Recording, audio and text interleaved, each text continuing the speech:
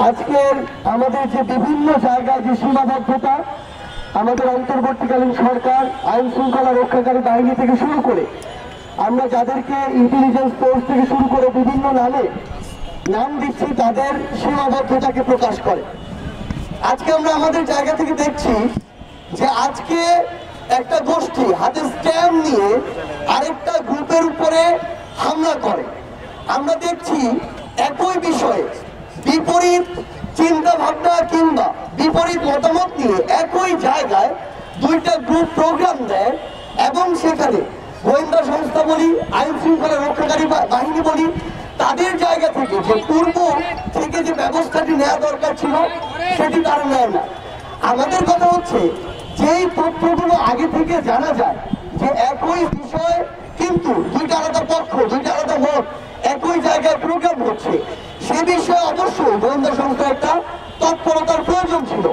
এরপরে তখন যারা এখানে এক হওয়ার পরে তাদের মধ্যে কোনো সংঘর্ষ বা এমন কিছু হতে পারে কিনা, হয় কিনা, এই ব্যবস্থাটা আইন শৃঙ্খলা রক্ষাকারী বাহিনীর পূর্ব থেকে নেওয়া দরকার ছিল।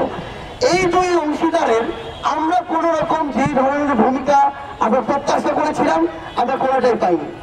এরপরে যেটি হলো এই যে হামলাটি হলো, এত বড় একটি হামলা হলো, হামলা হওয়ার পরে সেখানে আইন শৃঙ্খলা রক্ষাকারী বাহিনীর অবস্থান অনেকটা বাংলা সিনেমায় ঘটনা ঘটে যাওয়ার মতো পুলিশ যেভাবে আসে। এখন এখানে সবচেয়ে গুরুত্বপূর্ণ যে বিষয়টা হচ্ছে, এখানে অন্তর্বর্তীকালীন সরকারের কিংবা স্বরাষ্ট্র মন্ত্রণালয়ের কিছু দায় নিতে হবে। যে দায়টি হচ্ছে, আমরা গতকালকে কিছু ভিডিও প্রকাশিত অ্যানালাইসিস যে ভিডিওগুলো ছিল এগুলোতে দেখেছি যে পুলিশ সদস্যরা একদম ব্যক্তিগত ক্ষোভের জায়গা থেকে, ইচ্ছার জায়গা থেকে, ব্যক্তিগত প্রণোদনের জায়গা থেকে নিরস্ত্র আমাদের ভাই বোনদেরকে জুলাই আগস্টে ইচ্ছা মতো হত্যা করেছে, যাদেরকে ওই সময় ওই পোশাকধারী মানুষদেরকে আমরা নরপশু বললেও নরপশুকে ছোট করা হবে। তারা যেভাবে মন চাইলো, একজন মানুষ হাত তুলে তার সামনে দাঁড়িয়ে আছে, 20 জন পুলিশ, তার ইচ্ছা হয়েছে সে গুলি করলো, তার পুরো শরীর রক্তে ভিজে গেল, লাশ বাজিয়ে মাটিতে লুটিয়ে পড়লো। এইভাবে যারা হত্যা করেছে, হত্যার পর এখন তাদের কি অবস্থা, তাদের নামে মামলা হয়েছে, যেই মামলার কোনো হদিস নাই, তাদের কোনো বিচার হচ্ছে না, দৃশ্যমান বিচারের যদি কোনো কাঠামো দেখছি, আবার গ্রেফতারের পরে জামিন হয়ে যাচ্ছে। তো তারা যখন এত বড় অপরাধ করার পরে পার পেয়ে যাচ্ছে, এইখানে সবচেয়ে বড় সমস্যাটি হচ্ছে তাদের যে দায়বদ্ধতা, এই পোশাকের উপরে, শপথের উপরে, এটি তারা এখন আর অনুভব করছে না।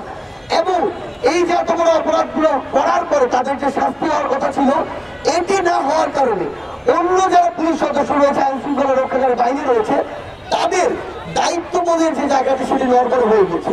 তো সবচেয়ে গুরুত্বপূর্ণ কথা হচ্ছে, কেউ একজন পোশাক পরলো, শপথ দিল, তার যে দায়িত্ব সেটি পালন করতে পারলো না, এবং না পারার পর অন্তর্বর্তীকালীন সরকার বলি, ওই মন্ত্রণালয় বলি, তারা কোনো ব্যবস্থা নিল না, তাহলে এরকম অনাকাঙ্ক্ষিত ঘটনা একটার পর একটা ঘটবে।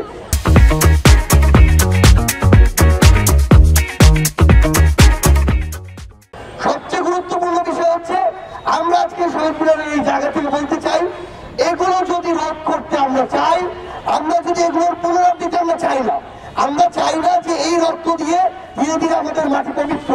জুলাই আমরা যে রক্ত দিয়েছি, এরপরে এই বাংলাদেশের মাটিতে আমরা এমন অনাকাঙ্ক্ষিত ঘটনার মাধ্যমে এক ফোঁটা রক্ত দিতে চাই না। আমরা এখন নতুন একটা বাংলাদেশ চাই, যেই বাংলাদেশের স্বপ্ন আমরা জুলাই আগস্টে দেখেছিলাম, সেইটি যদি আমরা আমাদের জায়গা থেকে বাস্তবায়ন করতে চাই, সবার আগে লাগবে দৃশ্যমান শাস্তি।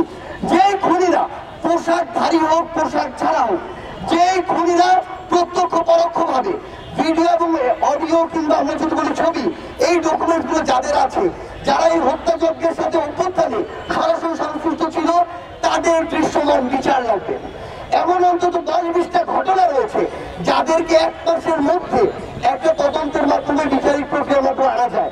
গতকালকে যেই 2টো ভিডিও প্রকাশ পেয়েছে, ওই 2টা ভিডিওর খুনি কারা সেটা বের করতে 3 দিনের বেশি লাগার কথা না। তারপরও যদি এই দীর্ঘসূত্রিতা দেখা দেয়, সেটা এরকম অনাকাঙ্ক্ষিত একটার পর একটা ঘটনাকে ত্বরান্বিত করবে। এখন সবচেয়ে গুরুত্বপূর্ণ বিষয় হচ্ছে, ওই ঘটনাগুলোর বিচার করতে হবে। আজকে যে ঘটনা হয়েছে এটার বিচার করতে হবে। এই বিচার খালি এই গাল গল্পের মধ্যে সীমাবদ্ধ থাকতে হবে না, এই বিচার দৃশ্যমান হতে হবে। আজকে আজকে আমার কাছে ছবি আছে, ভিডিও ডকুমেন্টস আছে, তারা সন্ত্রাসী কার্যক্রম করেছে, ফৌজদারি অপরাধ করেছে, তাদেরকে কেন এখনো গ্রেফতার করা হচ্ছে না? এই গ্রেফতার করতে কি কারো কলের প্রয়োজন আছে? গণভবন থেকে কলের প্রয়োজন আছে? এরকম তো কোনো কিছুর প্রয়োজন নাই। তাই আমরা আমাদের জায়গা থেকে শুধু একটা জিনিস বলি, যে যে জায়গায় দায়িত্ব আছে, হোক স্বরাষ্ট্র মন্ত্রণালয়, হোক অন্তর্বর্তীকালীন সরকার, হোক পুলিশ, কিংবা যে কেউ, নিজের দায়িত্বটা যদি ঠিক মতো না পালন করে এবং না করলে তাদের বিরুদ্ধে যদি ব্যবস্থা না নেওয়া হয়, এই অনাকাঙ্ক্ষিত ঘটনা একটার পর একটা ঘটবে, যেটা এই নতুন বাংলাদেশে কখনো প্রত্যাশিত নয়। আমরা স্পষ্ট করে শুধু একটা জিনিসই বলি, আগামী অল্প কয়েকদিনের মধ্যে এটা যদি দৃশ্যমান কোনো বিচার না হয়, তাহলে আলটিমেটলি তাদের প্রতি আমাদের যে আস্থার জায়গাটা সেটা নষ্ট হবে। আর সেটা যদি নষ্ট হয়, তাহলে এই সিস্টেমকে কিভাবে নতুন করে ভেঙে চুরে আবার গড়তে হয়, সেটা বৈষম্য বিরোধী ছাত্র আন্দোলন জানে, সেটা জাতীয় নাগরিক কমিটি জানে। ধন্যবাদ।